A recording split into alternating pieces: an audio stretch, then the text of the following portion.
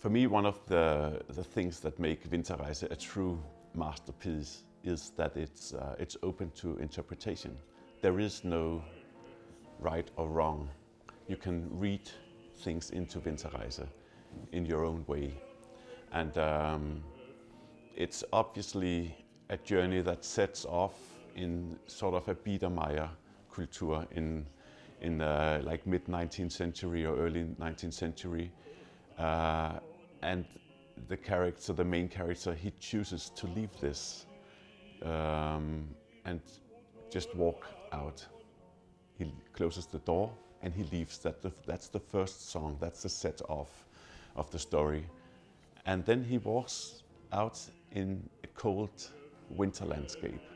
Obviously it's not just an outward going journey, it's a journey going inward into himself, into his deepest, inner, darker feelings. So we have this contradiction or this antagonist movement within the song circle, that you're going out, but you're also moving in, and that makes it extremely interesting, because there's no certainty about when are we looking in and when are we looking out. You're constantly in a space in between.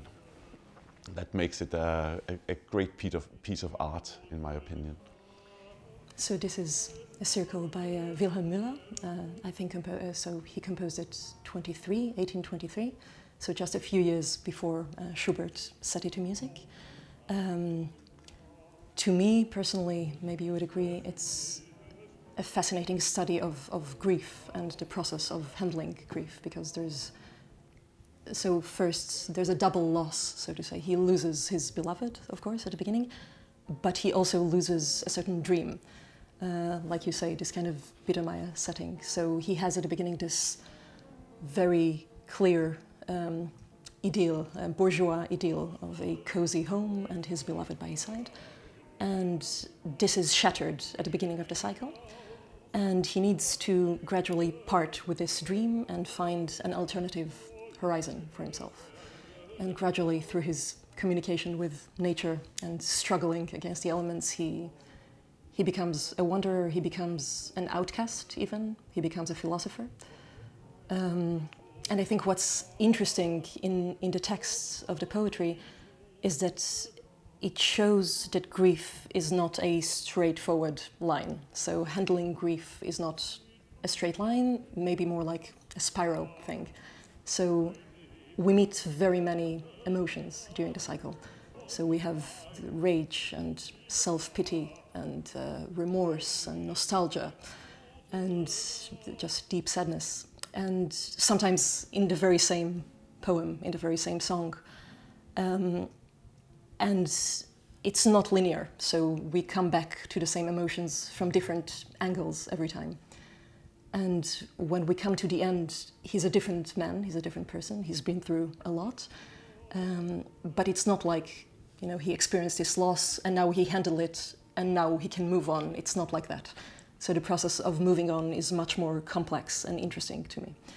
And of course, for me now it's hard to separate what's Müller and what's Schubert, because they're so closely entwined for us musicians. But I think the poems have a very large part of that very deep understanding of human reaction to grief. I think it's also interesting that he, in the first song, he leaves the home where he has been staying with his family-in-law, and the next time we meet another person is in the last song. He is by himself all the way through, and somehow the lack of social connection is it's going through the whole cycle, and maybe his meeting in the last song with the lyre man is the definition of who he has become during the journey, without saying that he's a symbol of anything particular, because somehow for me it closes the cycle too much to put like one interpretation into who the lyre man is, but somehow it's a picture of him having changed from what he came from in the first song and who he is in the last song. I think to me maybe he just gets a new vantage point, so he looks at the bourgeois society from the outside now as an outcast, and maybe he understands it gradually in a different way. So maybe he looks at some absurdities of society, like in Im Dorfe. So he passes by a village in the night and he hears the dogs barking and wrestling their chains, which you can hear very nicely in the left hand of the piano. And he thinks all these people who sleep in their beds and dream about their ambitions and things they don't have and things they might have, I have no part in this. I have lost my dream. I have nothing to look for here among the dreamers. And he continues going and passes by the village. So at the beginning he was forced to leave society, so to speak, but then it becomes his choice. Yeah? So he embraces, so to speak, his place among the outcasts. So it is a cycle definitely about alienation, about being fremd. It's the first word of Winterreise. It's fremd bin ich, and it's very strong. And then he goes through this. He feels alienated from society, and maybe even from himself and who he is, what he belongs to. And then it's a transformation process, maybe to finding himself, or maybe his self is somehow diluted, or it's uncertain exactly what happens. I think maybe one interesting point in the cycle just before the end is the song Mut that you called a last outburst before the settling down to the very meditative tone of the end. And in this song Mut, it's a rebellious song, and he actually rebels against heaven, so to speak. And he says something like, if there are no gods on earth, then we ourselves are gods, which is quite a strong statement if you think about where he came from, if you think about the context of this cycle, 1823. Exactly, compared to the time where it's written, it's a very modern statement by Müller and Schubert to come up with, to go against God in that way. For me personally, I have been working on this music for more than 20 years. And I have performed it many times, and I somehow feel that it's my music. And then when I had the encounter with Sharon, we had a great musical meeting, and she came in with new ideas, new ways of interpretation, new ways of phrasing, and that was an eye-opener for me, that I could find new details to emphasize. And over the past 5 or 6 years, we have been performing this piece together, rehearsing it, looking at the score again and again, finding new ways of working with the music. And now I think we have found the maturity to do a recording of the piece. I used to perform Winterreise with modern pianos. I've actually been working a lot with Baroque music and in the early music scene with the Renaissance music, Baroque music, etc. And somehow this is the same approach to try and find, the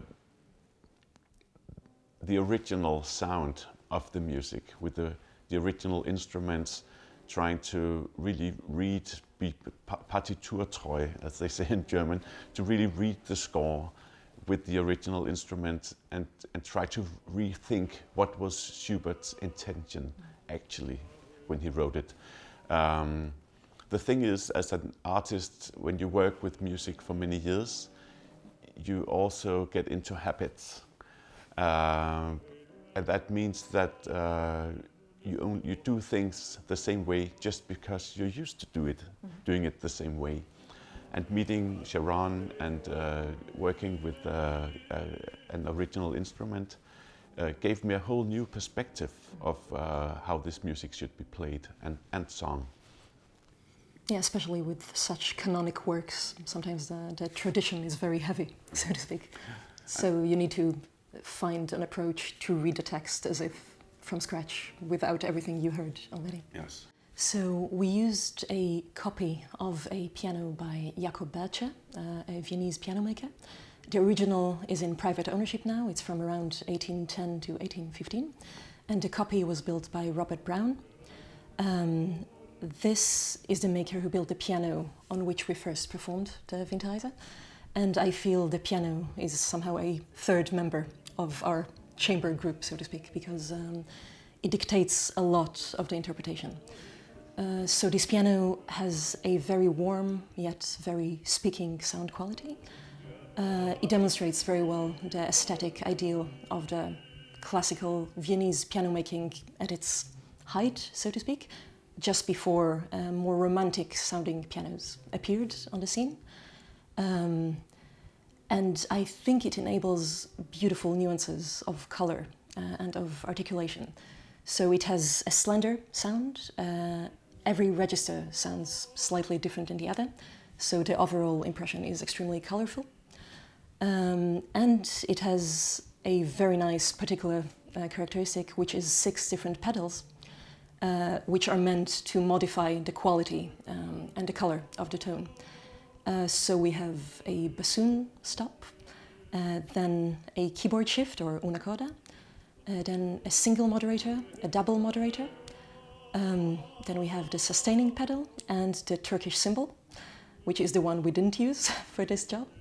But we used the other 5, and I think they enabled us to accentuate many of the very interesting details of the composition, because Schubert is extremely particular about dynamics. You can see piano, pianissimo, pianissimo, many interesting accents in unexpected places. And we used it as a kind of a special rhetorical effect. One interesting example I can think of is Frühlingstraum, more or less a bit before the middle of the cycle. And the protagonist has this beautiful dream of spring flowers and being with his beloved one and so on. And then there's a harsh awakening and he realizes he's completely alone. He's in the winter, it's very cold, and he hears the birds crying from outside. And for that moment we chose to use the bassoon stop, which gives a very particular color, slightly ugly color, I would even say, very harsh, which is something, of course, we could not have done with a modern piano. So it just opened very many possibilities of color. So my training is as a very normal modern classical pianist. And then I gradually entered the realm of early music through the organ and the harpsichord, and then again to the piano through the back door with pianos of the 18th and 19th century. And when we met in a festival in 2018, I think, we got the chance to perform with this lovely, lovely instrument of Robert Brown. Maybe you can say how it was for you, the experience of performing it with this kind of piano for the first time. Yeah, well, I had only experience with performing Winterreise with a modern piano. And then when I heard the sound of the original instrument, it was composed to be played at, it opened up so many colors. Winterreise is a journey through nature, and we hear leaves falling, we hear storms, we hear the sound of birds, and etc. And suddenly you hear these sounds through the piano in all sorts of varieties, and the instrument emphasizes the images of nature very much. I think in a way, so we tend to think about Winterreise like the Bible, so it's a sacred text. And to me, at the beginning, it was difficult to find an approach to it that's personal to me. And I think you actually helped a lot because you were even more daring with the use of sound than me. And you would suggest, oh, why don't we try this interesting sound effect with the pedal? And at the beginning, I was a bit hesitant to do so, and then we warmed up to these ideas. And I think it's very good because it makes the music more approachable, more even playful at times, when you can manipulate the sound in ways that I think are in accordance with the text. So, yeah. So we recorded nearby the workshop of Robert Brown, the fortepiano maker, that's just out of Salzburg. And we could use a very lovely hall of the anthroposophic school, actually. It had a very warm acoustic and very lovely atmosphere. And our sound engineer was Karel Walter from Basel, who did an amazing job, I think. So he's a specialist of early music, and he knows very well how to handle fortepianos. And yeah, his aesthetic is well known to him. So since our first performance with a historical fortepiano, we have performed it on modern piano several times even. And of course, each piano desires something else and dictates a different sort of playing. But I do think that once you come from the early 19th century aesthetic and state of mind, you perform it differently on a modern instrument. So I don't think one has to choose. I love early fortepianos and I love modern pianos, and they each present challenges and possibilities. But I think the version we distilled from our experience, we use it on a modern piano as well. So we try to convey the same colors and same nuances, as much as the instrument allows.